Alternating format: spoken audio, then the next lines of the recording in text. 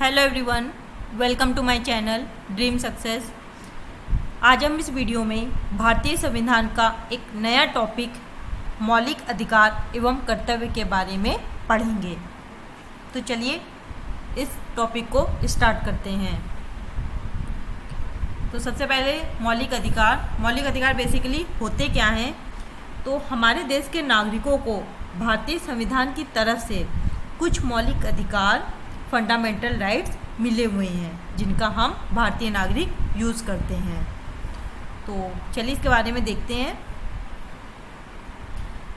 मौलिक अधिकारों को भारत के मैग्ना कार्टा के रूप में वर्णित किया गया है। यह क्वेश्चन काफ़ी इम्पोर्टेंट है। यह क्वेश्चन इस तरह से आता है कि मौलिक अधिकारों को क्या कहा जाता है। तो ये जो मैग्ना कार्टा वर्ड है, मौलिक अधिकारों को मैग्ना कार्टा भी कहा जाता है। और यह मैग्ना कार्टा वर्ड आपका सबसे पहले ब्रिटेन से लिया गया था। और अगर हम बात करें कि यह अधिकार कहाँ से लिए गए हैं मौलिक अधिकार, तो यह किस कंट्री से लिए गए हैं? अमेरिका के संविधान से लिया गया है इसे। और आगे अगर हम बात करेंगे कि यह टोटल हैं कितने हमारे पास, मौलिक अधिकार कितने हैं हमारे नागरिकों के पास, तो सबसे पहले जब हमारा संविधान बना था तो उस टाइम पे हमारे पास 7 मौलिक अधिकार थे। लेकिन 44वें संशोधन 1978 के बाद जो हमारा संपत्ति का अधिकार था उसको हटा दिया गया और उसके बाद से अब हमारे पास केवल 6 मौलिक अधिकार बचे हुए हैं। तो अगर संपत्ति का अधिकार हटाया गया तो उसको रखा कहाँ गया? तो उसको कानूनी अधिकार जो होते हैं उनमें शामिल कर दिया गया। तो चलिए जो हमारे पास ये 6 मौलिक अधिकार हैं उनके बारे में देखते हैं कि 6 मौलिक अधिकार हैं कौन कौन से। पहला है समानता का अधिकार। समानता का अधिकार जो है अनुच्छेद 14 से 18 तक वर्णित है। दूसरा है हमारा स्वतंत्रता का अधिकार। स्वतंत्रता का अधिकार हमारा अनुच्छेद 19 से 22 तक। थर्ड है हमारा शोषण के विरुद्ध अधिकार और इसमें है हमारा आर्टिकल 23 से 24 तक। फोर्थ है हमारा धार्मिक स्वतंत्रता का अधिकार, अनुच्छेद 25 से 28 तक। फिफ्थ है हमारा सांस्कृतिक तथा शिक्षा संबंधित अधिकार, अनुच्छेद 29 से 30 तक। लास्ट जो हमारा है 6 संवैधानिक उपचारों का अधिकार, अनुच्छेद 32। तो अब हम एक एक करके इन सारे अधिकारों को थोड़ा डिटेलिंग में पढ़ेंगे। इनके जो आर्टिकल्स हैं उनमें क्या क्या कहा गया है उनके बारे में देखते हैं। तो सबसे पहले जो हमारा है समानता का अधिकार, जिसमें आर्टिकल 14 से 18 तक है। तो देखते हैं कि हमारा ये अनुच्छेद 14 से 18 क्या क्या कहते हैं। तो सबसे पहले अनुच्छेद 14 में कहा गया है विधि के समक्ष समानता। विधि मतलब कानून, कि कानून के सामने सब कोई इक्वल है। अनुच्छेद 15 में कहा गया है धर्म, जाति, लिंग या जन्म स्थान के आधार पर भेदभाव नहीं करना चाहिए। अनुच्छेद 16 में कहा गया है सार्वजनिक रोजगार के मामलों में अवसर की समानता, कि हर नागरिक को समानता होनी चाहिए रोजगार के अवसर पर। अनुच्छेद 17 में कहा गया है अस्पृश्यता का उन्मूलन, मतलब छुआछूत को हटाओ। और ये जो अनुच्छेद 17 है अस्पृश्यता का उन्मूलन, ये एग्ज़ाम पॉइंट ऑफ व्यू से काफ़ी इम्पॉर्टेंट है। ये क्वेश्चन काफ़ी पूछा जाता है कि अस्पृश्यता का उन्मूलन कौन से आर्टिकल में है या आर्टिकल 17 क्या कहता है, तो इसको आप याद रखिएगा। अनुच्छेद 18 हमारा कहता है उपाधियों का उन्मूलन। तो इस तरह से हमने सबसे पहला जो समानता का अधिकार है उसके बारे में देखा। नेक्स्ट जो हमारा है वो देखते हैं स्वतंत्रता का अधिकार, राइट ऑफ फ्रीडम, जिसमें हमारा अनुच्छेद 19 से 22 तक है। तो चलिए देखते हैं एक एक करके ये अनुच्छेद 19 में कहा गया है अभिव्यक्ति की स्वतंत्रता आदि के संबंध में कुछ अधिकारों का संरक्षण। मतलब इसमें बेसिकली ये कहा गया है कि अभिव्यक्ति को मतलब बोलने की आज़ादी होनी चाहिए और जैसे कि आप शांतिपूर्ण ढंग से एकत्रित हो के मतलब अपनी बात कह सकते हैं बिना हथियारों का यूज़ करके। तो बेसिकली आर्टिकल 19 में ये सब कहा गया है। और अनुच्छेद 20 में कहा गया है अपराधों के लिए सजा के संबंध में संरक्षण। अनुच्छेद 21 में कहा गया है जीवन की सुरक्षा और व्यक्तिगत स्वतंत्रता। और अनुच्छेद 21A में कहा गया है शिक्षा का अधिकार। और अनुच्छेद 22 में हमारा कहा गया है कुछ मामलों में गिरफ्तारी और नज़रबंदी के खिलाफ संरक्षण। चलिए फिर हम नेक्स्ट हमारा देखते हैं थर्ड जो है शोषण के विरुद्ध अधिकार, जिसमें अनुच्छेद 23 और 24 हैं। तो 23 में कहा गया है व्यक्तियों और मजबूर श्रमिकों के खरीद फरोख्त पर रोक। बेसिकली जो ह्यूमन ट्रैफिकिंग है उस पर हमें रोक करनी चाहिए, ये आर्टिकल 23 कहता है। अनुच्छेद 24 जो है हमारा, उसमें कहा गया है कारखानों आदि में बच्चों के रोजगार पर रोक, कि बच्चों से हमें कारखानों में काम नहीं करवाना है। नेक्स्ट हमारा फोर्थ जो है धर्म की स्वतंत्रता का अधिकार, जिसमें अनुच्छेद 25 से 28 है। तो इसके बारे में देखते हैं। अनुच्छेद 25 में कहा गया है धार्मिक आस्था की, अब जैसे कि अनुच्छेद 4 है ही धर्म की स्वतंत्रता का अधिकार, धर्म जो बेसिकली वर्ड है, तो उसमें अनुच्छेद 25 में भी वही है कि धार्मिक आस्था की स्वतंत्रता और धार्मिक संस्था के अभ्यास और प्रचार की स्वतंत्रता। ऐसे अनुच्छेद 26 में कि धार्मिक मामलों के प्रबंधन की स्वतंत्रता, इसमें जो कीवर्ड है वो पकड़ लीजिए। जैसे 25 में कहा गया है कि प्रचार की स्वतंत्रता और 26 में प्रबंधन की स्वतंत्रता। और अनुच्छेद 27 में कहा गया है कि धर्म को बढ़ावा करने के लिए करों के भुगतान से स्वतंत्रता, जो बेसिकली मतलब धर्म को बढ़ावा करने के लिए जो पैसे वैसे दिए जाते हैं तो उनकी फ्रीडम होनी चाहिए, इसीलिए तो मतलब नागरिक देते भी हैं। और अनुच्छेद 28 में कहा गया है कि शैक्षिक संस्थान में धार्मिक शिक्षा या पूजा में भाग लेने की नागरिकों को स्वतंत्रता होनी चाहिए। तो नेक्स्ट जो हमारा है फिफ्थ है सांस्कृतिक और शैक्षिक अधिकार, अनुच्छेद 29 से 30, इसके बारे में देखते हैं। इसमें जहाँ तक अल्पसंख्यकों के बारे में कहा गया है, दोनों ही आर्टिकल जो हमारे 29 और 30 हैं, 29 में अल्पसंख्यकों की भाषा, लिपि और संस्कृति का संरक्षण, कि इन सबको बचाए रखना है हमें। और ऐसे ही अनुच्छेद 30 में कहा गया है अल्पसंख्यकों के शैक्षिक संस्था स्थापित करने और प्रशासन का अधिकार होना चाहिए। तो आप ये इसको याद रखिएगा कि इसमें बेसिकली अल्पसंख्यकों के बारे में कहा गया है। और लास्ट हमारा जो अब आएगा 6 संवैधानिक उपचारों का अधिकार, जिसमें हमारा अनुच्छेद 32 है। और संवैधानिक उपचारों के अधिकार को संविधान की आत्मा भी कहा जाता है। लेकिन संविधान की आत्मा ये जो कहा था, ये BR अम्बेडकर ने कहा था कि संवैधानिक उपचारों के अधिकार जो हैं वो हमारे संविधान की आत्मा है। तो यहाँ पे स्टूडेंट्स 2 क्वेश्चन बनते हैं। अगर संविधान की आत्मा जो वर्ड है, इसका ये जो क्वेश्चन है ये 2 टाइप से बन सकता है। अगर क्वेश्चन में ये आए कि BR अम्बेडकर ने किसको कहा है संविधान की आत्मा, तो हम आंसर देंगे संवैधानिक उपचारों का अधिकार। लेकिन अगर BR अम्बेडकर वर्ड नहीं आता है और सिर्फ ये कहा जाता है कि संविधान की आत्मा किसे कहा गया है, तो हमारा आंसर होगा प्रस्तावना। तो आप इन दोनों क्वेश्चन में थोड़ा डिफरेंस रखिएगा और अगर एग्ज़ाम में आता है तो थोड़ा केयरफुली आंसर दीजिएगा।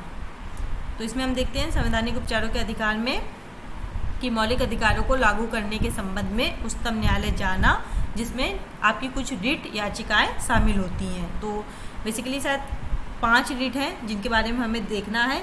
तो जो हमारी 5 रिट हैं, सबसे पहली जो रिट है हमारी बंदी प्रत्यक्षीकरण, ये एग्ज़ाम में काफ़ी आती हैं, तो आप लोग थोड़ा इसको देख लीजिएगा। बंदी प्रत्यक्षीकरण में कहा गया है कि इसके अंतर्गत गैर कानूनी या अवैधानिक रूप से बंद किए गए किसी भी व्यक्ति को सामने लाने हेतु न्यायालय द्वारा आदेश दिया जा सकता है। इसमें मतलब ये है कि 24 घंटे के अंदर आपको उस व्यक्ति को मजिस्ट्रेट के सामने पेश करना है। सेकंड जो हमारा है रिट परमादेश, वर्ड में ही आदेश छुपा हुआ है। तो इसमें जो सार्वजनिक पद पर जो काम करने वाले अधिकारी होते हैं उनके विरुद्ध ये आदेश जारी किया जाता है ताकि वे अपने कर्तव्य का सही से पालन अगर नहीं कर रहे हो तो वो करें। तभी अगर मतलब वो नहीं पालन करें तो आपको ये रिट वो जारी की जाती है। प्रतिषेध इसमें क्या हो जाता है कि उच्च न्यायालय निचली जो न्यायालय अदालत है उसको ये रिट जारी करती है कि वो अपने अधिकार क्षेत्र की सीमा से बाहर नहीं जाने के लिए, मतलब अगर वो अपने अधिकार सीमा से बाहर जा रही हैं तो उनको ये रिट जारी किया जाता है। उच्च न्यायालय निम्न न्यायालय को जारी करती है कि आप अपने अधिकार क्षेत्र से बाहर मत जाएं। इसी तरह से होता उत्प्रेषण। तो उत्प्रेषण में भी वही है कि उच्च न्यायालय निम्न न्यायालय को ही रिट जारी करता है। और इसमें क्या होता है कि जैसे प्रतिषेध में कहा जाता है कि भाई अब आप अपनी सीमा से बाहर ना जाइए, तो उत्प्रेषण में जो वो केस होता है वो उच्च न्यायालय अपने पास मांगती है निम्न न्यायालय से। जो हमारी फिफ्थ है अधिकार प्रेक्षा। तो इसमें कहा गया है कि आप मतलब इसमें एक उच्च न्यायालय एक सार्वजनिक अधिकारी को हटा सकता है यदि उसने मतलब गैर कानूनी तरीके से वो पद प्राप्त किया है। अगर उसके खिलाफ कुछ ऐसा मिलता है तो उसमें वो उस सार्वजनिक अधिकारी को हटा सकता है उच्च न्यायालय। तो हमारी ये 5 रिट थी, आप लोग इसको थोड़ा देख लीजिएगा। तो यहाँ पे हमारा अब मौलिक अधिकार के बारे में कुछ और चीज़ें भी हैं, तो वो देख लेते हैं कि मौलिक अधिकार जो केवल हमारे भारतीय नागरिकों के लिए मतलब हैं और जो विदेशी हैं उनके लिए नहीं हैं। तो कौन कौन से वो मौलिक अधिकार हैं? हमारे आर्टिकल 15, 16, 19, 29, 30। और नेक्स्ट जो हमारा है कि मौलिक अधिकार जो नागरिकों के साथ साथ गैर नागरिकों को भी उपलब्ध हैं, वो कौन कौन से हैं? आर्टिकल 14, 20, 21, 21A, 22, 23, 24, 25, 26, 27 और 28।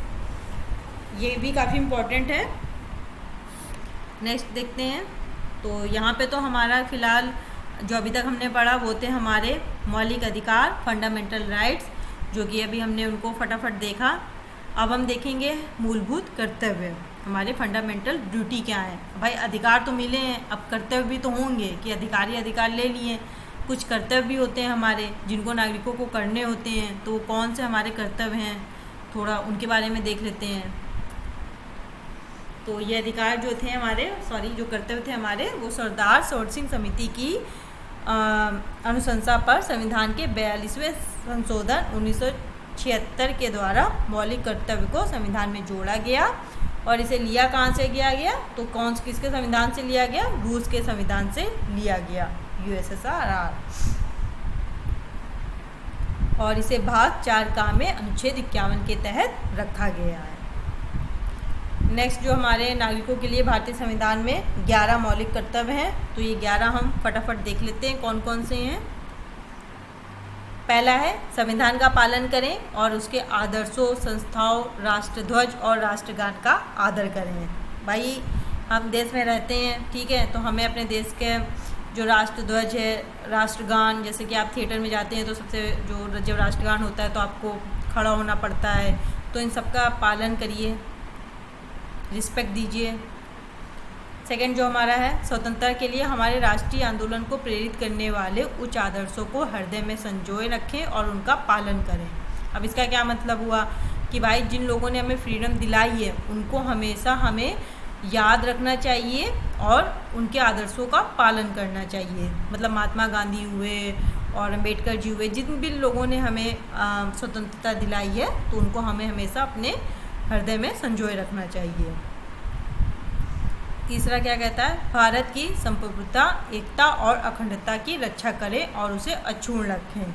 मतलब भारत की अखंडता, अब कहा जाता है कि बहुत सारे स्टेट हैं भारत में, लेकिन एट लास्ट हम आते तो इंडिया में ही है ना। अगर कोई पूछे कि आप कहाँ से, तो हम इंडियन हैं। तो ये हुई हमारी भारत की अखंडता, जिसकी हमें रक्षा करनी है। फोर्थ है देश की रक्षा करें और आह्वान किए जाने पर राष्ट्र की सेवा करें। फिफ्थ है भारत के सभी लोगों में समरसता और समान भाईचारे की भावना का निर्माण करें, जो धर्म, भाषा और प्रदेश या वर्ग आधारित सभी भेदभाव से परे हो। ऐसी प्रथाओं का त्याग करें जो स्त्रियों के सम्मान के विरुद्ध हैं।